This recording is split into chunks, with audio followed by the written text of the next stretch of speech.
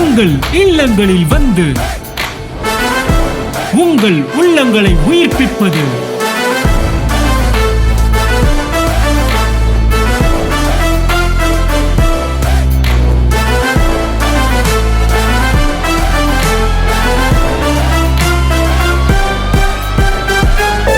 உங்கள் channel DJ.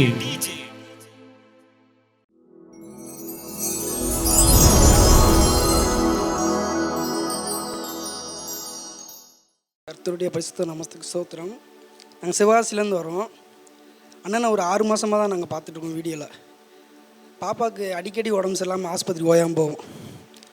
இப்படியே நாங்கள் பயந்துட்டு இவளுக்கு ரொம்ப சளி இருந்து ரொம்ப ஆஸ்பத்திரியில் பெட்டில் சேர்த்து கிருமி வந்து 11,000 இருக்க வேண்டிய லெவலு 55,000 ஆகி போய் பாப்பா பிழைக்க முடியாத லெவலில் இருந்தாங்க. கர்த்தருடைய கிருபியில் பிழைச்சிட்டாங்க. அதுலேருந்து நாங்கள் எதுவுமே பாப்பா கொடுக்குறதுக்கு ரொம்ப பயப்படும். எது பண்ணாலும் வேண்டாம் வேண்டாம் வேண்டானே இருப்போம். இப்படியே பயந்தே பாப்பா வளர்த்துட்டு இருந்தோம். என் தம்பி தான் ஒரு நாள் இந்த மாதிரி வீடியோலாம் பார்த்து இப்படிலாம் இருக்குடா அப்படி இப்படின்னு என் தம்பி அண்ணனை பற்றி சொன்னான். ஃபஸ்ட்டு நான் மட்டும்தான் வீட்டில் பார்த்தேன். பார்த்துலேருந்தே பாப்பாவுக்கு நான் எதுவுமே பயப்படல. வீட்டில் பயந்துட்டு இருந்தாங்க எது இருந்தாலும் கொடுக்குறதுக்கு. ஆனால் நான் பயப்படாமல் எல்லாமே கொடுத்துட்டு இருந்தேன். பாப்பாவுக்குள்ளேயே நான் சொல்லிகிட்டே இருந்தேன், இப்படிலாம் இருக்கக்கூடாடா, பயப்படக்கூடாது, ஒன்றுமே செய்யாது, ஏசப்பா நம்ம கண்டி மறிச்சிருக்கிறாரு, உனக்காண்டி தான் உயிரோடு எழுந்திருக்காருன்னு சொன்னேன். இப்போ பாப்பாவுக்கு நான் எது கொடுத்தாலும் இது குடிக்காமல் நானே சொன்னாலும் இல்லைப்பா ஏசப்பா எனக்காண்டி மறிச்சிருக்காருல, உயிரோடு எழுந்திருக்காருல, எனக்கு ஜஸ்டினப்பா இருக்கார், ஏசப்பா இருக்காங்க, எனக்கு ஒன்றும் செய்யாதுப்பா அப்படின்னு சொல்லுவாங்க. அதுலேருந்து ரொம்ப சந்தோஷப்பட்டு பாப்பா மாறுறதை பார்த்து அவளுக்கு ஒன்றும் செய்யாத பார்த்து என் வீட்டுக்காரையும் ரொம்ப மாறி சரி நானும் வரேன் வீடியோ பார்க்க ஆரம்பித்தாங்க. வீடியோ பார்த்துலேருந்து அவங்களுக்கு ரொம்ப அற்புதம் நடந்திருக்கு. தொடர்ந்து கர்த்தருக்கு ஸ்தோத்திரம். நாங்கள் சிவகாசிலேருந்து வரோம். என் பேர் கேத்ரின். எனக்கு சின்ன வயசுலேருந்தே வீசிங் ப்ராப்ளம் வந்து இருக்குது. எங்கள் குடும்பத்தில் எல்லாத்துக்குமே இருக்கும்.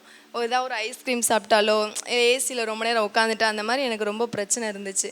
அப்போ அண்ணனுடைய வார்த்தையை நான் கேட்டுக்கிட்டே இருந்தப்போ அண்ணன் சொல்லுவாங்க, என் சரீரம் இப்படி இருக்கக்கூடாது, இப்படி தான் இருக்கணும் அப்படின்னு நீங்கள் கேளுங்க, ஆண்டவர்கிட்ட நீங்கள் கேட்டு பெற்றுக்கொள்ளுங்க அப்படின்னு சொல்லுவாங்க. நான் அப்படியே சொல்லி சொல்லி சொல்லி ஏசப்பா எனக்கு என் சரீரம் இப்படி இருக்கக்கூடாது, இப்படி தான் இருக்கணும் அப்படின்னு சொல்லி நான் அண்ணனோட வார்த்தையை கேட்டு இப்போ எனக்கு என்ன சாப்பிட்டாலும் எங்கே போனாலும் எத்தனை நேரம் நான் சாப்பிட்டாலும் அதை ஒத்துக்கிடுது.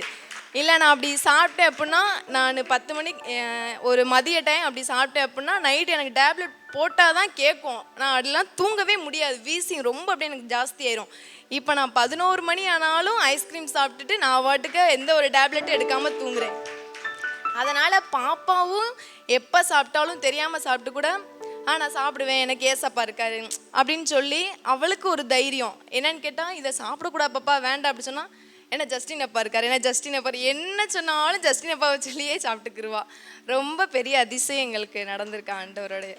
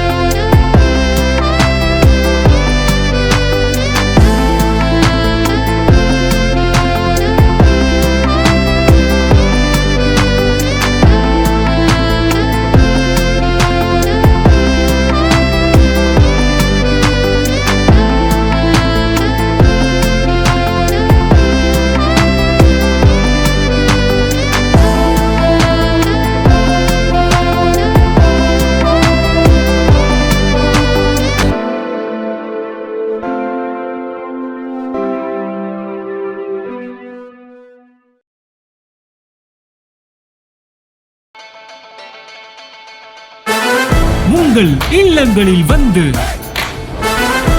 உங்கள் உள்ளங்களை உயிர்ப்பிப்பது